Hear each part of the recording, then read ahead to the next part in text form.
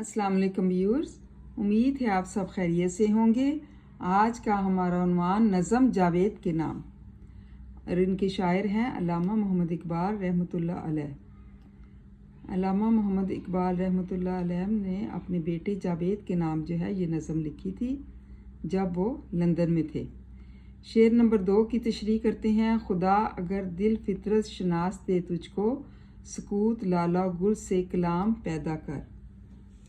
5 अशार पर मुश्तमिल ये नज़म बकौल अल्लामा मोहम्मद इकबाल रहमतुल्लाह अलैह उन्होंने इस ख़त के जवाब में लिखी जो उनके बेटे जावेद ने बाप के नाम तहरीर किया था। ये जावेद के हाथ का लिखा हुआ पहला ख़त था जो इकबाल रहमतुल्लाह अलैह ने जो है वहाँ पर लंदन में पढ़ा और उनको मौसूल हुआ। और ये बात दिल को लगती है कि बज़ाहिर ये नज़म उन्होंने अपने बेटे के नाम ही लिखी, लेकिन अगर बगौर देखा जाए तो वो इसमें मिल्लत इस्लामिया के तमाम नौजवानों से मुखातिब नज़र आते हैं।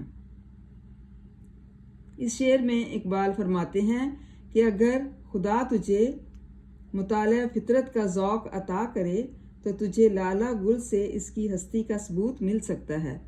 सकूत लाला गुल से कलाम में सनत तज़ाद पाई जाती है और ये एक दिलकश अंदाज है।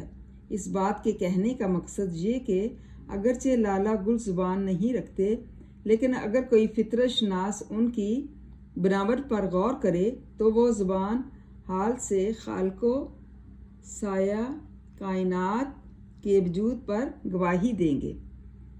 अकबर अलाहाबादी ने इस हकीकत को कुछ इस तरह बयान किया है। साफ आए की नज़र, सानिया आलम की झलक, सामने कुछ ना रख आईना फितरत के सिवा।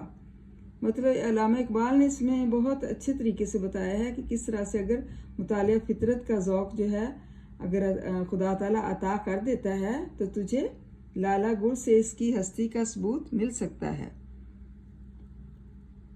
और इसमें क्या पाया जाता है? लाला गुल से कलाम में सनत तज़ाद पाई जाती है। ये एक ग्रामर की बहुत ही अहम जो है सिनफ है तो और बहुत ही इसका खूबसूरत अंदाज है।